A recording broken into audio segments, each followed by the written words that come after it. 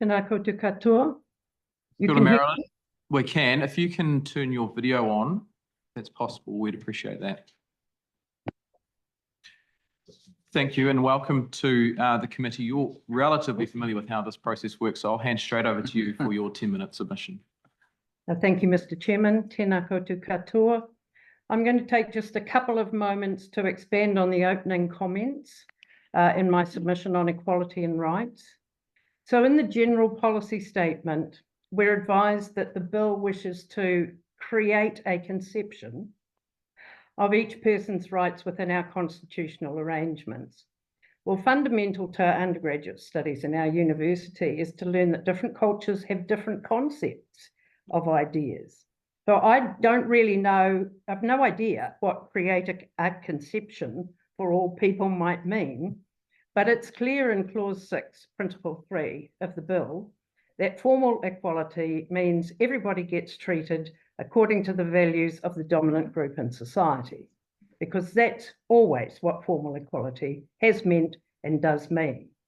But the meaning of equality is so highly contested that there's no universal agreement as to what it means. And this bill is based on the old approach, the pretense that everybody's born equal and that people can have the same treatment regardless of differences, and that's equality. Well, you might meet this approach in a history of ideas course, in an undergraduate philosophy course. That's where you find Aristotle and Plato. But thankfully, we've moved on from the formal equality conceit. Then there's this issue of concepts. Concepts are hugely varied in their meaning and interpretation, and they're subject to paradigm shifts. I'm kind of had my breath taken away this morning and this afternoon listening to people, as if codifying something into law means that time stands still. One of the reasons we have the judiciary is to take account of the fact that Parliament never keeps up, and Parliament especially never keeps up when it's about people's rights. And the Minister this morning reiterated that the bill is his belief. Well, beliefs and concepts are what we call ontological and epistemological. Like, how do we know what we know? So they're constantly in motion. And what one man's ontology and epistemology mean to him is not a basis for constitutional change. In Clause 4 of the bill, there's no definition of the key terms equality and rights. So the bill appears to take for granted that equality and rights is the same old we are all born equal rubbish. So there are two key points to be made. Key features of the treaty are the rights of hapu and iwi Māori, that is collective rights, referred to in Principle 2, but in Principle 3 is entirely singular. There is no space for class actions or collective rights. And the bill reiterates this singularity. Everyone is entitled to the equal protection, equal benefit of the law, equal enjoyment for individuals of the same fundamental rights. Well, protections and benefits and enjoyments are static words on a page.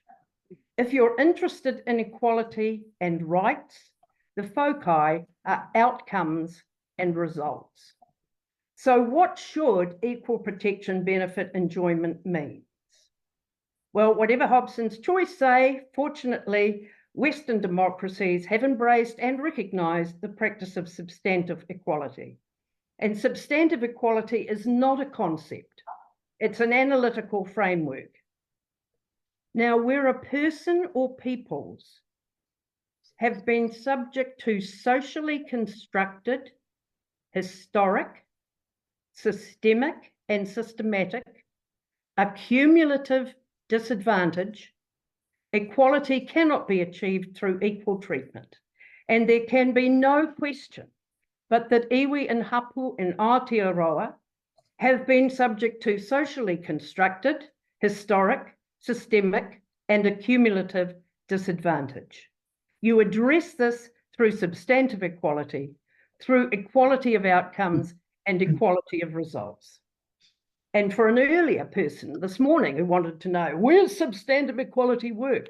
Well, it aims to change and transform discriminatory practices. There are plenty of examples of its use in the European Union, the European Court of Justice, the Supreme Court of Canada, acting on their Bill of Rights, the South African Constitutional Court.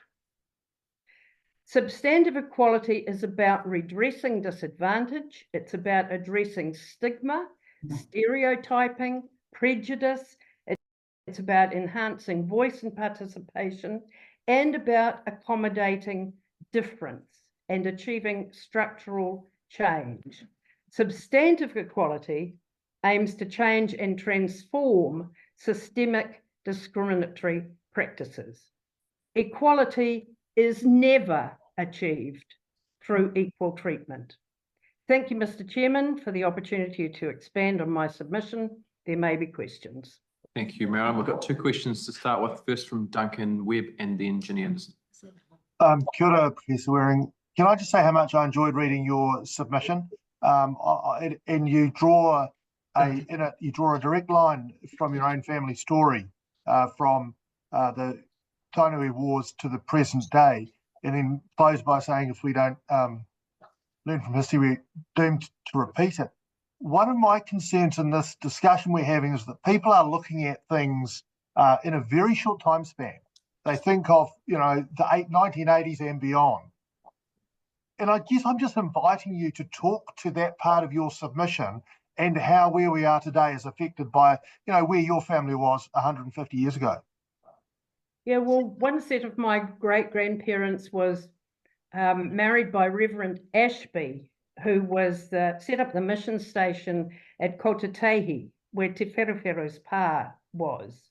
So in 4 generations of my family have farmed and owned lands in Taupiri and Komakarau, and then other parts of the Waikato. But the principal family farms were established because Waikato Tainui had to desert their lands and run south of the Punui River.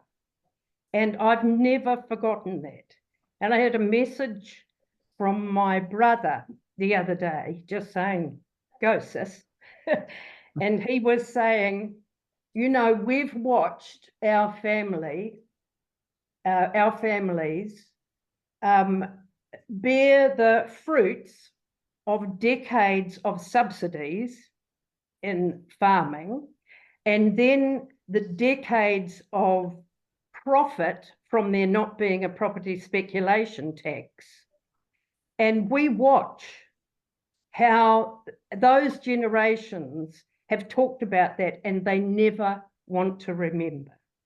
They never want to remember that many people were murdered, exploited, disenfranchised, so that those families could be successful.